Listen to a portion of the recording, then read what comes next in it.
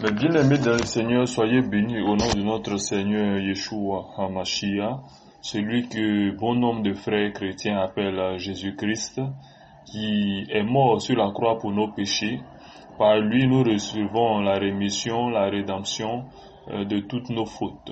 Et par sa grâce, nous avons accès au lieu très saint. Nous sommes des enfants rachetés, des fils de Dieu, co-héritiers du Dieu vivant, héritiers du grand roi. Amen. Nous voulons bénir le Seigneur pour cette parole que nous allons partager aujourd'hui, qui est pierre vivante. Pierre vivante. Nous savons que notre Seigneur Yeshua est la tête de l'Église. L'Église qui s'est acquise par son propre sang. Alors, nous allons méditer, le premier verset que nous allons lire, c'est Colossiens 1, le verset 18. La Bible nous dit, il est la tête du corps de l'Église, il est le commencement, le premier-né d'entre les morts, afin d'être en tout le premier. Donc, on peut comprendre que Yeshua est la tête du corps de l'Église. Et vous pouvez comprendre avec moi que un corps peut pas être mort tandis que la tête vit. Ou une tête peut pas mourir tandis que le corps vit. Si un homme a la tête qui est morte, on dira que il est mort. Tout le corps est mort. Si le corps est mort, un cœur ne peut pas mourir avec le poumon, avec le foie, avec les reins et tous ces organes morts, tandis que le cerveau lui seul vit. Autrement dit, on dirait que tu es mort. Amen. Donc, c'est là que prend le sens de l'évangile que nous allons présenter aujourd'hui, pierre vivante. Nous allons voir dans le livre de 1 Pierre 2, le verset 6, notre Yeshua, notre Seigneur bien-aimé, qui est présenté comme une pierre vivante. On lit, car il est dit dans l'Écriture, voici je mets en Sion une pierre angulaire, choisie, précieuse, et celui qui croit en elle ne sera point confus. Alors, notre Seigneur Yeshua est une pierre vivante. Et cette pierre vivante, celui qui croit en cette pierre ne sera point confus le jour du jugement. Ça, c'est clair. On continue notre développement. On peut voir qu'il est la pierre principale aussi, Matthieu 21, verset 42, pour voir la position de Yeshua dans l'Église. Voilà. Nous avons vu tout à l'heure sa position, il a une position centrale. Matthieu 21, le verset 42. Lisons la parole de notre Seigneur bien-aimé. Jésus leur dit, n'avez-vous pas lu dans les Écritures, la pierre qu'ont rejetée ceux qui bâtissaient est devenue la principale de l'angle, c'est du Seigneur que cela est venu et c'est un prodige à nos yeux. Donc la pierre qu'ont rejetée les bâtisseurs est devenue la principale de l'angle. Vous voyez, vous pouvez aussi lire cela dans Zacharie 4, le verset 7. Donc Yeshua est la tête de l'Église. Si Yeshua est une pierre principale, si Yeshua est une pierre vivante, il est évident, il est normal que le corps aussi soit vivant. Très important. Alors, tu ne peux pas, le corps, vous savez que le corps c'est l'Église, c'est nous, et tu ne peux pas appartenir à Yeshua et être mort, c'est pas possible. On va lire un verset pour le comprendre, dans 1 Pierre 2, le verset. On va prendre 1 Pierre 2, le verset 4. Approchez-vous de lui, pierre vivante, rejetée par les hommes, mais choisie et précieuse devant Dieu. Je reprends au verset 3. Si vous avez écouté que le Seigneur est bon, approchez-vous de lui, pierre vivante, rejetée par les hommes, mais choisie et précieuse devant Elohim. Alors, si nous avons goûté, nous avons mangé le corps, nous avons bu le sang de notre Seigneur, et nous avons goûté qu'il est bon. Mais la grande question est de savoir, sommes-nous précieux? Oui, les Écritures nous disent que nous sommes précieux. Sommes-nous une pierre vivante? Ici, la Bible nous montre que oui. Mais ma préoccupation au niveau des frères, de mes chers amis auditeurs, vous qui entendez ma voix en ce jour, en ce matin, êtes-vous des pierres vivantes? Si vous êtes des pierres vivantes, vous êtes bien heureux.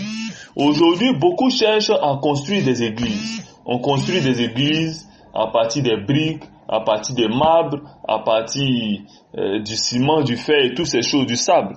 Mais est-ce que cette église-là vit? Non, c'est un instrument physique qui va être bientôt détruit lors de, vous savez, la Grande Guerre. Donc tous ces bâtiments que nous voyons par-ci, par-là, les églises que nous construisons, qui ont plein de noms, ce n'est pas ça qui est le problème. Mais est-ce que toi particulièrement qui es dans cette église, quelconque là où tu es-tu une pierre vivante? As-tu réellement cru dans le message de notre Seigneur? C'est à toi que je m'adresse. Je ne donne pas ce message pour que quel que soit l'endroit où tu te trouves, tu dis, bon, voici je suis dans telle église, bon, je vais contacter le pasteur ou le frère qui a développé ce message afin de partir lui dans son assemblée, je vais sortir de cette assemblée. Ce n'est pas mon objectif, ce n'est pas de créer de multitudes d'assemblées après être sorti d'autres assemblées qui sont des systèmes, qui sont des dénominations. Non, ce n'est pas ça mon problème. Mon problème, c'est de faire de toi une pierre vivante, de faire de toi quelqu'un qui a l'amour de la parole, pas quelqu'un que je vais prendre encore d'un système pour envoyer dans un autre système où il y aura les mêmes choses. Il y aura les mêmes choses hiérarchisées que nous connaissons, le système ecclésial. Alors, on va continuer. Là, on va faire un peu peur. On rentre dans le livre de l'Apocalypse 3, le verset 1. Apocalypse 3, le verset 1. Que nous dit la parole du Seigneur? Disons, écrit à l'ange de Sardes, voici ce que dit celui qui a les 7 esprits de Dieu et les 7 étoiles. Je connais tes yeux, je sais que tu passes pour être vivant et tu es mort. Amen. Donc, voici une église qui passe pour être vivant. Voici une église qui a beaucoup de chorales, qui a les meilleurs chantres à Abidjan. Voici une église qui a les meilleurs danseurs dans l'église. Voici une église qui a les meilleurs instruments, qui a des instruments qui sont venus d'Allemagne. Voici une église qui a un pasteur qui a un doctorat en théologie. Voici une église où les dons des fidèles par jour peuvent accumuler les 100 millions. Voici une église qui est toujours cotée, qui même peut-être même cotée en bourse. Voici une église où les grandes autorités de ce pays ou d'autres pays visitent, où les pasteurs vont partout à travers le monde. Voici une telle église qui passe pour être vivant. On entend toujours son nom à la télé, on entend son nom à la radio. Les pasteurs ou les hommes qui sont dans cette église sont vraiment actifs, toujours au coin de rue, à la gare Sotra, à la gare de bus, à la gare, au petit marché, au marché, partout. Ils sont là, en train de prêcher l'évangile. Chaque jour, il y a au moins 10, 20, 100 fidèles qui rentrent dans l'église. L'église est qualifiée grande et vivante parce que chaque jour, il y a au moins 10, 20, 30, 100 fidèles qui viennent dans l'église. Et chaque dimanche, on crie Alléluia, voici d'autres personnes qui sont venues. Mais la grande question est de savoir, est-ce des personnes qui sont vivantes ou mortes? Est-ce que ces personnes qui viennent sont-elles vivantes ou mortes? Et même ma question est de savoir, toi qui es dans cette église, quelconque, je ne dis pas le nom d'une assemblée, tu sais là où tu te trouves. Es-tu vivant ou es-tu mort? Si tu es vivant, tu es bienheureux, mais si tu es mort, tu ferais mieux d'être vivant. C'est pourquoi le Seigneur ici, il s'adresse à une église qui est morte, qui passe pour être vivant, mais une église qui est morte. Alors, mon bien-aimé, je souhaiterais que tu ne fasses pas partie d'une assemblée morte. Autrement dit, les mauvaises habitudes corrompent les bonnes mœurs. Et si tu t'affilis avec des gens morts, tu finiras par mourir. Ton don finira par s'éteindre. Si tu étais un grand prédicateur de l'évangile aux 4 coins d'Abidjan et que tu t'habitues avec des personnes qui passent leur temps sur le Facebook, le WhatsApp, sur le football, la politique ou ces choses inutiles, tu vas finir par aimer l'une de ces choses et tu vas être distrait. La distraction est le grand défaut et le grand tueur des nés de nouveau aujourd'hui. Beaucoup distraits. Des chrétiens beaucoup distraits. Pas forcément distraits par le péché. Je connais des chrétiens qui sont véritablement motivés dans le Seigneur, mais qui sont distraits par des jeux vidéo, par exemple. C'est une distraction. Jouer un jeu vidéo, c'est pas un péché, mais il est distrait. Pourquoi? Parce que Satan met toutes sortes d'embûches devant vous, afin que vous ne soyez pas toujours en présence de notre Seigneur. La Bible dit dans le livre de Josué 1, le verset 8, que garde ton cœur plus que toutes choses. Que ce livre de la loi, ne s'éloigne point de ta bouche et s'éloigne point de ton cœur. Voilà. Et dans le livre de Proverbes, il dit, garde ton cœur plus que toute autre chose, car d'elle viennent de sources de la vie. Alors moi, la question que j'aimerais te poser, frère bien-aimé, où tu es, où tu te trouves actuellement, es-tu une pierre vivante? Nous savons que notre Seigneur est le juge des vivants et des morts, selon Actes 10, verset 42. Mais nous pouvons lire dans Luc 20, le verset 38, que notre Dieu est le Dieu des vivants. Oui, en ce qui concerne l'amour, en ce qui concerne la grâce, c'est le Dieu des vivants. Même Paul parle de l'évangile véritable dans 1 Corinthiens 15, que certains frères disent la Bible même le cœur même des Écritures. Paul explique que si ce n'est pas par la grâce, lui-même il ne pourrait pas citer en Israël. Il ne pourrait pas citer parmi les enfants de Dieu. Je parle d'Israël céleste, veuillez me comprendre. Alors, Christ qui est la tête est vivant. Lui qui est au-dessus de lui, qui est le Père céleste, notre Dieu vivant, il est aussi vivant. Christ est vivant. Son corps aussi est vivant. Oui. Quand on prend Apocalypse 1, le verset 18, il s'est décrit comme le vivant. Oui, il était mort, mais aujourd'hui il est vivant. La vie dont je suis en train de parler ici, c'est la foi de notre Seigneur qui donne accès à la grâce. Aujourd'hui, beaucoup de chrétiens veulent mélanger la grâce avec le salut, la grâce avec la loi. Et tout est mélangé dans l'esprit des frères et des sœurs. Bien sûr, la grâce était liée à la loi, il y a un lien. C'est la loi qui nous a permis d'entrer dans le côté de la grâce. Et la grâce qui nous donne accès au salut, c'est le cheminement. Mais tu ne peux pas être dans la grâce et parler encore de la loi. Il y a un non-sens. Alors la question est de savoir comment être une pierre vivante. Comment être une pierre vivante? Quand vous prendrez le livre de Matthieu 1, le verset 21, la Bible nous dit que notre Seigneur est descendu, qu'il a été donné pour le pardon des péchés de la multitude. Donc le Seigneur est descendu pas pour délivrer physiquement les pays, pas pour délivrer physiquement des pays de l'impérialisme, Israël de l'impérialisme, le Mali de l'impérialisme, la Côte d'Ivoire de l'impérialisme. Non, c'est pas ce que le Seigneur est venu faire. Le Seigneur n'est pas venu, il n'est pas descendu pour mettre en place un parti politique tandis que l'autre parti politique est là. Non, c'est pas ça le point du Seigneur. La Bible dit que le monde, vous êtes dans le monde, nous sommes dans le monde, mais nous ne sommes pas du monde.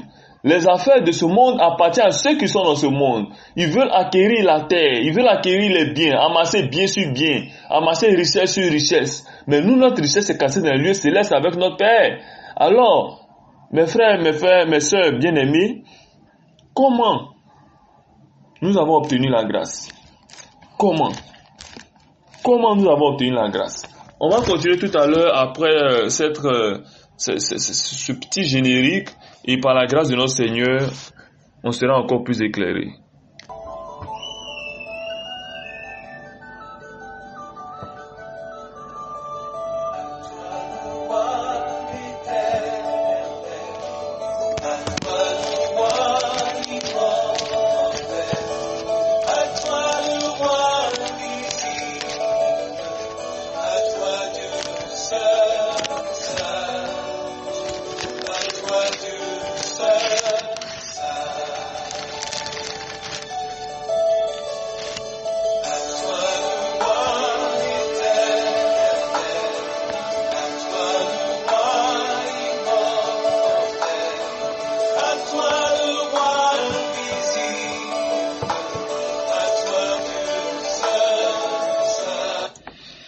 Bien-aimés dans le Seigneur, on va continuer avec le livre d'Éphésiens 2, le verset 8 et 9.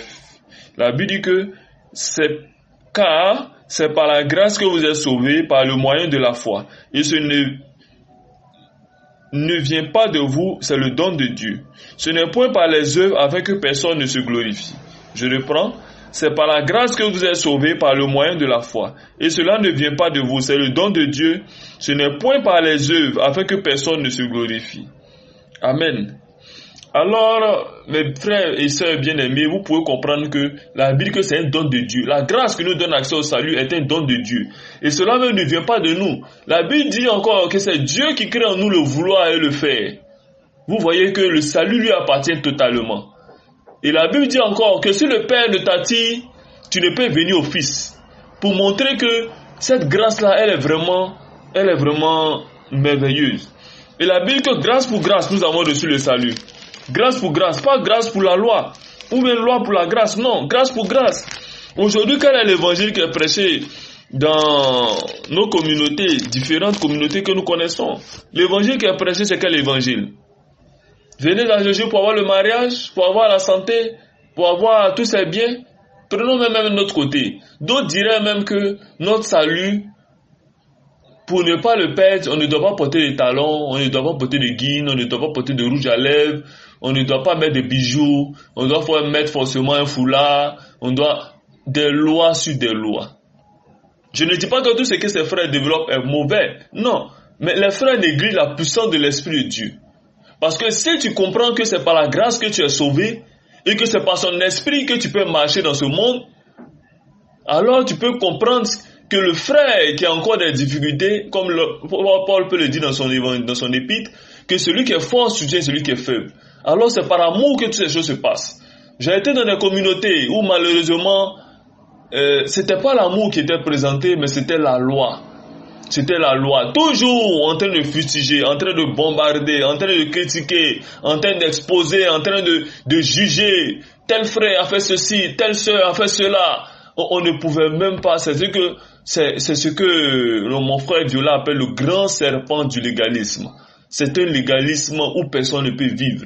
Un légalisme où personne ne peut croître. Où la foi ne peut pas être développée, où la foi ne peut pas être mise en œuvre. Mise en œuvre par quoi? Par l'amour. La foi est présentée par l'amour. Et l'amour, ce n'est pas de visiter un frère qui a des difficultés, qu'on lui donne peut-être 100 000, 200 000, c'est pas ça. Ou alors l'amour, ce n'est pas, tu fais peut-être une activité quelconque, on dit bon frère, voici 100 000, 200 000, c'est pas ça. L'amour, c'est de demeurer dans le Seigneur, dans la parole du Seigneur, de se soutenir les uns les autres, de se penser les plaies les uns les autres, surtout de se supporter les uns les autres. Autrement dit, si c'est l'amour qui est basé sur les biens financiers, ou l'amour qui est basé sur des critiques, des jugements, des interpellations intempestives, on a un problème avec l'évangile. On ne connaît pas d'où nous venons, d'où nous sommes partis. Amen. Voilà notre problème. Et on va le lire tout à l'heure, vous allez comprendre quel est notre développement dans le livre de Jean 1, le verset 16. Mes frères bien-aimés, lisons. Il est dit, « Et nous avons tous reçu de sa plénitude et grâce pour grâce. Quand la loi a été donnée par Moïse, la grâce et la vérité sont venues par Yeshua Mashiach. » Grâce pour grâce, nous avons reçu la plénitude. Grâce pour grâce, comme peut le dire le verset. Mais pourquoi des gens mettent la loi devant le salut? Il y a un problème. Or, si la loi est mélangée avec le salut, ça devient un salut. Ça devient un salut mélangé, un salut tiède, un salut qui n'a pas sa place. Nous avons dit que Yeshua est la pierre angulaire. Mais aujourd'hui, pour eux, Yeshua n'est pas la pierre angulaire. Pour eux, ce qui est la pierre angulaire, c'est la loi, c'est Moïse. Ce qui est la pierre angulaire, c'est fais ceci et ne fais pas cela. Comme Pierre pouvait faire l'erreur dans Galates 3. Vous pouvez voir, mes bien-aimés. Ne commettez pas la même erreur. Ne faites pas Dieu menteur. Ne faites pas Dieu menteur. Elohim n'a pas envoyé son fils afin que quiconque croit à lui soit confus. Nous l'avons lu tout à l'heure. Quiconque croit au fils ne peut être confus. Elohim n'a pas envoyé son fils afin que nous marchions loin de lui. Non. Elohim n'a pas envoyé son fils afin que véritablement nous avions encore des œuvres pour présenter. Non. Nous n'avons aucune œuvre à présenter à notre Père. Aucune œuvre qui peut justifier notre salut. Aucune. Vraiment aucune. Ce n'est pas parce que tu portes une robe de 50 mètres. Tu ne mets pas de rouge à lèvres, tu ne mets pas de bijoux, tu portes même pas d'alliance et tout, c'est ce que tu es en train de rendre des cieux. Je suis désolé. Lis un peu Matthieu 22, tu vas voir la puissance de notre Seigneur. Oui, la Bible dit qu'il a été appelé aux noces les méchants et les bons. Et les bons, c'est ceux qui sont vus bons selon le monde. Il y a aujourd'hui beaucoup de sœurs qui ont une vraie apparence de la piété. Je t'assure que quand tu vois ce texte, tu dis non, c'est la femme que je veux épouser. Oui, mais quand tu les épouses aujourd'hui, on voit. Quand nous allons tous les jours, il y a des moments où on va au tribunal, on fait des visites, mais on voit un peu des sœurs qu'on voyait pieuses. Mais quand on fait ce témoignage, quand le tribunal vient, qu'on dit ce que la femme, elle faisait dans son foyer, mais tu es étonné. Mais c'est pas la fille pieuse que nous connaissions. La Bible dit dans l'Ésaïe que nos œuvres sont comme des vêtements souillés devant l'Éternel. Et la preuve est donnée dans l'île de Zacharie 3. le grand souverain sacrificateur Josué, qui était vu comme l'homme le plus saint de la terre, quand il arrive devant le jugement, son habit est entaché, parce que les œuvres sont entachées. Mais il a fallu la grâce de l'Éternel pour que ses vêtements soient changés en vêtements purs, pour qu'il ait accès à la vie. Et c'est notre cas. Tous les versets que je donne, mes frères bien-aimés, je vous exhorte à le méditer. C'est très important. Si c'est par la grâce pour grâce que nous recevons la plénitude de notre salut, c'est que nous sommes tous perdus. C'est qu'il y a une confusion dans l'évangile. Or, l'évangile n'est point confus. Nous ne pouvons pas faire Elohim menteur au niveau de la parole. Mais bien aimés, on va lire Romains 3, le verset 4. Voilà. On va essayer d'être le plus précis et concis possible pour ne pas... Voilà. Romains 3, le verset 4. Lisons. Que Dieu, au contraire, soit reconnu pour vrai et tout homme pour menteur. Ça, c'est une parole qui m'a touché dans mes débuts de la foi. Que Elohim soit reconnu pour vrai et tout homme pour menteur. Et c'est pourquoi vous allez voir que toute fois où l'homme intervient dans le tribunal, dans le jugement divin, il n'a pas de mot à dire. Lorsque dans Jude 1, le verset 9, Satan partait réclamer le corps de Moïse, Moïse n'avait pas eu de mot à dire. C'est Michaël, Dieu a envoyé Michaël pour pouvoir prendre ce corps. Certainement pas le corps physique. Vous voyez un peu, puisqu'il fallait que le corps astral soit gardé dans le sein d'Abraham. Donc c'est de ça que nous sommes en train de parler. Rien à foutre du corps physique, puisque le corps physique sera dévoré par les vers, par les chenilles, et notre corps sera décomposé totalement. Mais lorsque nous avons, il faille que nous revêtons l'incorruptibilité. Mais avant que notre Mashiach ne vienne, nous pouvons comprendre que on a une âme qui est là. Et cette âme-là, quand on meurt, c'est le commencement. Quand on meurt, notre âme est gardée dans le sein d'Abraham. Pour ceux qui croient dans ce message, selon Paul, ce que Paul a dit dans 1 Corinthiens 15, mes frères bien-aimés, ne soyez pas surpris, ne soyez pas étonnés. Que nous dit la parole encore et encore dans le livre de 1 Jean 5, le verset 10. Celui qui croit au Fils de Dieu a ce témoignage en lui-même. Celui qui ne croit pas, Dieu le fait menteur, puisqu'il ne croit pas au témoignage que Dieu a rendu à son Fils. Alors, tous ceux qui croient au salut par les œuvres, ils font menteur notre Père Elohim. Ils font menteur notre Père Céleste. Ils n'ont pas compris l'évangile. Ils passent beaucoup de temps en train de regarder aux œuvres, sachant que, regardez, tellement le Seigneur est merveilleux, la Bible dit que pendant que nous étions encore pécheurs, Christ est mort pour nous. Est-ce un prétexte pour nous de demeurer dans le péché, de se vautrer dans les erreurs? Non. Nous savons que nous sommes saints, justes et parfaits selon ce que la Bible nous dit. Vous allez voir les 2-3 premiers chapitres de tous les épîtres de Paul. Il appelle ses frères les saints, les justes, les parfaits, parce que c'est ce que nous sommes. Amen. Oui, mes frères bien-aimés, n'ayons pas un comportement de disgrâce. N'ayons pas la foi de la disgrâce. Non. Non, mes bien-aimés, non. Nous avons reçu le salut. Nous sommes des pierres vivantes. Nous sommes des pierres vivantes. Voilà. Et Paul le dit dans le livre de 1 Corinthiens 15, que je vous exhorte aussi à lire à la maison, que je vous rappelle, frère, l'évangile que je vous ai annoncé, que vous avez reçu, dans lequel vous avez persévéré et par lequel vous êtes sauvés. Si vous le retenez tel que je vous ai annoncé, autrement vous aurez cru en vain. Alors si, après tous ces passages que nous avons partagés aujourd'hui, après avoir montré que c'est par la grâce que nous sommes sauvés, Paul même peut le dire, quand vous allez lire 1 Corinthiens, quand vous allez voir, que c'est par la grâce que lui-même il est sauvé et qu'il a le droit de citer en tant qu'apôtre. Oui. Pourquoi? Parce que Paul a persécuté l'église, il a tué, égorgé et toutes ces choses. Il a même fait partie de ceux qui ont lapidé Étienne, le saint, notre frère, bien-aimé. Oui, mais aujourd'hui, n'est-il pas l'un des bénis? Amen. C'est pour dire que notre Elohim fait miséricorde à qui il veut. Il prend compassion de qui il veut.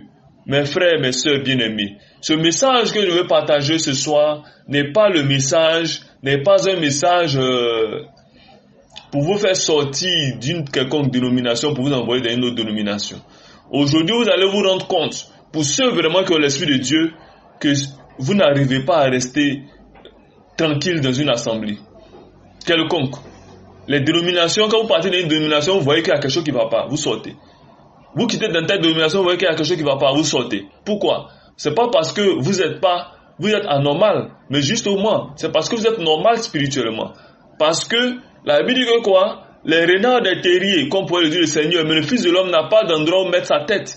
C'est-à-dire qu'une fois que vous avez l'Esprit de Dieu, vous allez voir que vous ne pouvez pas supporter l'esprit de l'erreur. Vous allez aller dans une assemblée quelconque, vous allez voir qu'il y a quelque chose qui ne va pas. Et vous allez vous retourner. Retournez ou pas dans le monde, mais vous retournez à la bergerie de notre Seigneur.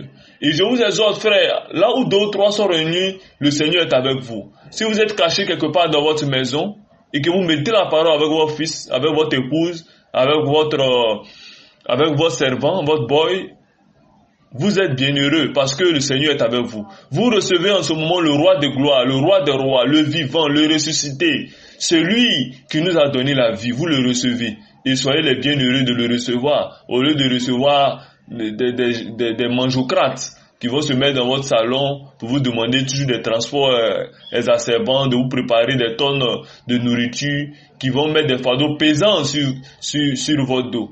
Le message que je vous donne, c'est ce message de la pierre vivante. Mes frères, soyez des pierres vivantes. Croyez à la grâce de notre Seigneur. Croyez à la vérité du Fils de Dieu. La Bible dit que celui qui ne croit pas au Fils de Dieu le fait menteur. Mais si tu ne crois pas que tu es sauvé par la grâce, uniquement par le sacrifice de notre Seigneur, et que tu veux y ajouter autre chose, tu n'as pas encore cru dans le Fils de Dieu. Et tu le fais menteur. Tu voulais dire au Seigneur que tout le plan qu'il a mis en place, c'est insuffisant, que le Fils de l'homme seul te donne la vie. Il faut que tu ajoutes beaucoup de choses. Que tu ajoutes le fait que tu fasses beaucoup d'offrandes à l'église. Que tu ajoutes le fait que tu es un membre actif des associations d'église. Tu es un membre actif de ceux qui construisent les assemblées. Tu donnes 90% de ton salaire à l'église. 10% tu le gardes pour toi-même. Au lieu de prendre soin de la veuve et de l'orphelin. Frère, quel est ton problème? Quel est ton problème, mon frère bien-aimé? À lui la gloire, à lui l'autorité. C'est lui qui nous a justifiés, c'est lui qui nous a sanctifiés, c'est lui qui nous a donné la vie. Mais pourquoi tu ne tournes pas vers lui et tu te tournes aujourd'hui vers le pasteur? Aujourd'hui, quand tu débats avec des frères qui sont époux des systèmes, ils ne sont pas épouses de Christ, non, mais épouses des systèmes. Je connais des chrétiens qui épousent les systèmes. Lorsque tu vas prendre par exemple un frère témoin de Jéhovah, et que tu vas commencer à lui partager, il va même pas vouloir t'écouter parce que pour lui, c'est les témoins de Jéhovah qui ont la vérité. Tous les autres ont le mensonge. Tu vas prendre un catholique, pour lui, le catholique, c'est lui qui a la vérité. Le pape a la vérité. Il ne met pas la parole de Dieu, il ne connaît pas l'évangile. Tu vas prendre un évangélique, un assemblée de Dieu, un gars de Mekevi, ou de l'église du royaume de Dieu, ou bien toutes ces églises, dénominations, ils aiment ce système-là. Jamais ils ne vont vouloir mettre en cause la parole de leur pasteur, de leur homme de Dieu, entre griffes, au détriment de la parole de Christ.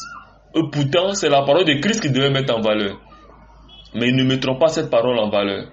C'est la parole de leur pasteur qu'on met en valeur. C'est la parole de leur frère. Tu fais des échanges avec des frères souvent, et ils disent, mon pasteur a dit ça, c'est ça qui est ça. Tu entends souvent des catholiques dire, je suis né catholique, je vais mourir catholique, mes frères. Tu meurs où tu vas.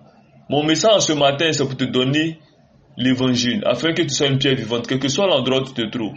Et si Dieu touche ton cœur au point que tu veux t'associer à nous pour apprendre encore plus de l'évangile, sois le bienvenu. Autrement dit, tu as au moins entendu la parole et que cette parole-là soit vie en toi. Shalom mes bien-aimés, soyez fortifiés dans le nom de notre Seigneur Yeshua. Recevez cette parole pour être des pierres vivantes, pour être des pierres vivantes. Vous avez remarqué que quand j'ai parlé de pierres vivantes, je n'ai pas parlé d'œuvres. Parce que je sais que l'Esprit de Dieu, tous ceux qui deviennent des pierres vivantes, l'Esprit de Dieu travaille en eux pour qu'ils marchent dans la vérité. Ce n'est pas un effort physique. Si c'était un effort physique, alors Samson n'allait pas chuter. Salomon n'allait pas chuter. Samson qui a reçu toute la force du monde, qui était l'homme le plus fort au monde, il est tombé. Salomon est tombé. David, l'homme selon le cœur de Dieu, est tombé lamentablement après avoir commis meurtre et adultère. Et bien d'autres, bien d'autres. Saül, je n'en parle pas. Disgrâce sur disgrâce, il a reçu. Et bien d'autres, bien d'autres. Mais par le sacrifice de notre Seigneur Yeshua, nous pouvons nous approcher de Dieu. Le voile du temple est déchiré, nous pouvons parler et dire Abba Père. Mes frères bien-aimés, seul Yeshua a le sens. Seul Yeshua est la pierre angulaire, est la pierre principale. Si vous êtes dans une communauté quelconque, que ce que vous faites n'est pas en accord avec les Écritures, n'est pas en accord avec la parole, vous devez vous sauver. Oui, vous devez vous sauver. Aimez le Seigneur, aimez sa parole et n'ayez pas honte, afin que vous ne soyez point confus. Shalom. À toi.